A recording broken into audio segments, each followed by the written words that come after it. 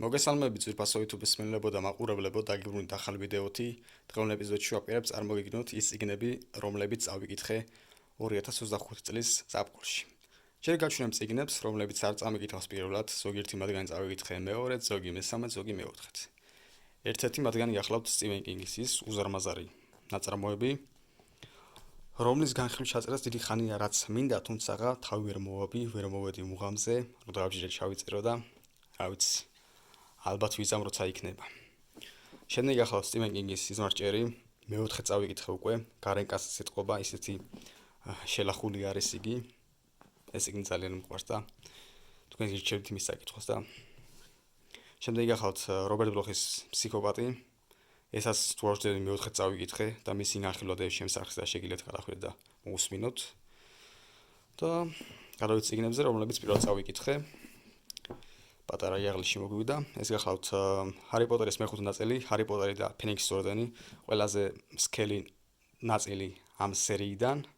კარგი წიგნი არის, რასაც ფილმზე ვერ ვიტყოდი. შემდეგ გახლავთ ჰარი პოტერის მეექვსე ნაწილი, ჰარი პოტერი და ნახევარ პრინცი. მეშვიდე ნაწილი ჯერ კიდევ არ მიყიდია და არ წამიკითხა, ასე რომ არ ვიცი ეს სერია როგორ სრულდება. შემდეგ გახლავთ ტონი მორისონის საყვარელი, რომლის განხილვას დევს შემსარხზე და შეგიძლიათ გადახვიდეთ და უსმინოთ. შემდეგი არის ფრენს სკოტ ფიჯერალდის ნაზია ღამე. ფიჯერალდის სხვა ნაწარმოებებისგან განსხვავებით ეს წიგნი ყველაზე ნაკლებად მომეწონა. პირველ ნაწილში გონია რომ სხვა ვიღაცები არიან მთავარი პერსონაჟები, მეორე ნაწილში კი გებულობ რომ არა, თუმცა სხვები არიან მთავარ როლში. შემდეგ გახლავთ მარგარეტ ეტვუდის პენელოპია და ესეთი ლამაზი შვენიერი გარეკანი აქვს, პატარა ნაწარმოები გახლავთ, რომელიც შეგიძლიათ ერთ დღეში წაიკითხოთ, ვისაც გიყვართ ბერძნული მითები და ლეგენდები, შეგიძლიათ ეს წიგნი წაიკითხოთ. შემდეგ გახლავთ დინო ბუცატის თათრების უდაბნო. წიგნში სადაც ფაქტობრივად არაფერი არ ხდება, მთელი წიგნი რაღაც მოლოდინში ვართ, ისევე როგორც მთავარი პერსონაჟები. ადვილად იკითხება, თუმცა ჯობია დიდი ცხოვრებისეული გამოცდილების მიღების შემდეგ წაიკითხო ეს წიგნი. ასე რომ მე მის საკითხს ვაპირებ რაღაც 15-20 წლის შემდეგ კიდევ. შემდეგ გახლავთ ვახტანგაზის ალახი ჩემი მეგობარი არის, გახდი ბესტსელერის ავტორის ერთი გამარჯვებული. ნორმალური პატარა კარგი წიგნი არის, თუმცა არაფერი განსაკუთრებული. მოერგის სტანდარტული ქართული ნაწარმოები, ბოლო 30 წელიწადია იწერება ეს წიგნები, სადაც მთავარი პერსონაჟები არიან ნარკომანები, ძველი ბიჭები, ქურდები, დეპრესიულები, თუ ემიგრაციაში არიან, მაინც და მაინც უნდა შეუყვარდეთ რუსი გოგონა და რა ვიცი, არაფერი განსაკუთრებული ამ ნაწარმოებში. შეგიძლიათ წაიკითხოთ, არანაირი პრობლემა არ იქნება. უბრალოდ რაღაც განსაკუთრების უნდა ველოდებით. შემდეგ გახლავთ ნუდარ დუმბაძის მევხედამზის და აგრეთვე მოთხრობები, რამდენიმე მოთხრობა მეცნიერულ სკოლის პერიოდში ვისწავლე და რა ვიცი, შვენიერი ნაწარმოებები აქვს ამ კაცს. უჩემოდაც გესწრებათ, ბევრი იუმორი არის, ბევრი სევდა და წიგნში მოქმედება ხდება მეორე მსოფლიო ომის პარალელურად და შეიძლება ითქვას, რომ დუმბაძემ თავისი ბავშვობის მოგონებები გვიჩვენა ამ წიგნის საშუალებით.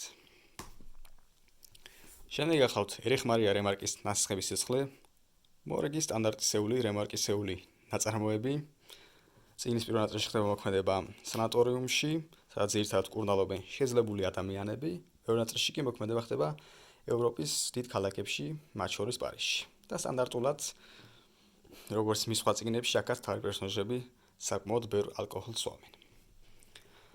შემდეგ გახლავთ ქართველი ავტორის ფსევდონიმით ნეფერტარის ნაწარმოები ბედუინი, რომელიც გამოიცა 2015 წელს. ეს უკვე სერიოზული ნაწარმოები არის, არ გავს სხვა ქართულ წიგნებს. აქ მოქმედება ხდება საჰარის უდაბნოში, კარგად არის აღწერილი ის ყველაფერი, ის რთულები, რაც შეიძლება ადამიანს გადახდეს საჰარაში და რამდენად მცირე არის გადარჩენის შანსი, თუ აქ არ დაბადებული, აღწერილი არის ის ხალხები და ტომები, რომლებიც ამ უზარმაზარ უდაბნოში არსებობენ და ცხოვრობენ და არის აღწერილი ფლორა და ფაუნაც კარგად, ცხოველები და ყველაფერი რა.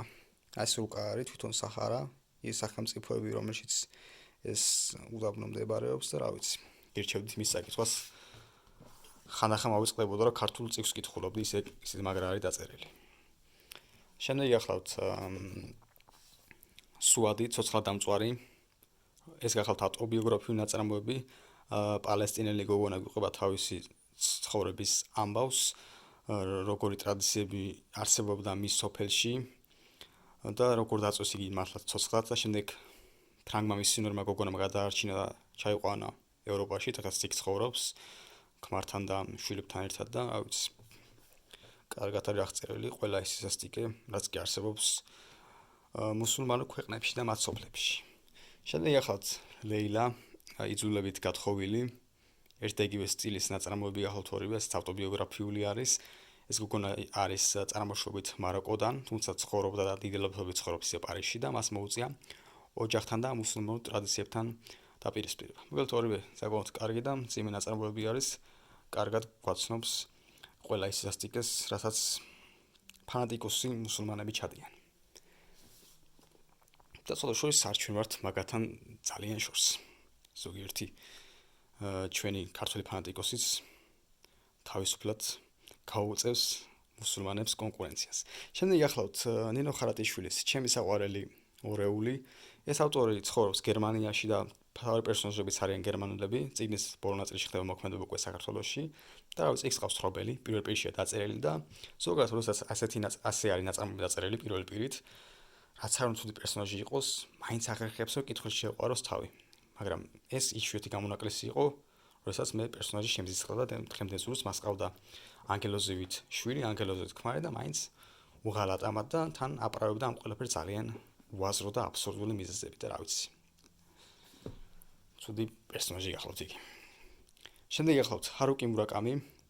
ჰარუკი მურაკამის უფერული ცუკურო ტაძაკი და მისი პილიგრომების წლები საკმაოდ ვრცელი და დამღლელი სათაური აქვს. წაკითხვის გარშე შეიძლება ვერძაინებრო. პირველად გავიცანი ამ ავტორს ამ წიგნით და ზოგადად იაპონურ შემოქმედებას არ ვიცნობ, განსხვავებული ნაწარმოებები გახლავთ, კარგად იკითხება. რავი, კაზუი იშიგუროს მე ვერ ჩავთვლი იაპონურ ავტორად, იმიტომ რომ იგი 6 წლიდან ცხოვრობს ბრიტანეთში და ის ბრიტანელი ავტორია, უფრო ვიდრე იაპონელი. და რა ვიცი, კარგი ნაწარმოებია, წლების წინ მაჩუქა ჩემმა მეგობრმა დაბადების დღესზე და ბოლოს წელს მოგვაბითავი და წავიკითხე. და დღეისთვის ბოლო ნაწარმოები გახლავთ ჯოჯო მოიესის მე შენამდე ზოგადად ასეთი სათაურის მქონე ნაწარმოებების გაურბი ვარ ხოლმე, თუმცა სახში რაც კი კლასიკური ნაწარმოებები მქონდა, ყველაფერი წავიკითხე და ამ ჩაესწრები და არ შემწდარ რომ კარგი წიგნი გამოდგა, ადვილად არის დაწერილი, სწრაფად იკითხება, არის ბევრი იუმორი, ბევრი სევდა, ბევრი ტკივილი და ავტორმა დაგვანახა თუ როგორი არის ეთერში მჯდომარე ადამიანის ცხოვრება, ზოგიერთი მათგანი ახერხებს სიცოცხლეს, ზოგიერთი კი ვერ ეგუება ამ ყველაფერს და თავს იკლავს. ასეთი სია გამოგვივიდა, 18 ნაწარმოები წავიკითხე ამ ზაფხულში, რაც არ არის ნამდვილად ცუდი შედეგი იმის გათვალისწინებით, რომ თან მუშაობ, თან YouTube-ზე ვაკეთებ ვიდეოებს, ვიწერ, ვამონტაჟებ, ამ ყველაფერს თავისი დრო მიაქვს, რა თქმა უნდა. და ამ სერიალს ჩვენ შეგვიძლია დავარქვათ წელიწადის დრონი, 3 თვის შემდეგ დაგიბრუნდებით მომავალი ეპიზოდით, რომელშიც წარმოვადგენ იმ წიგნებს, რომელსაც აწი შემოდგომისას წავიკითხავ. და ეს კი დაგემშვიდობებით სრული სამი შეგიძლიათ გამოიწეროთ ჩემი არხი, მოეწონოთ ვიდეო და შეხვდებით უახლოეს მომავალში, კარგად ბრძანდებოდეთ.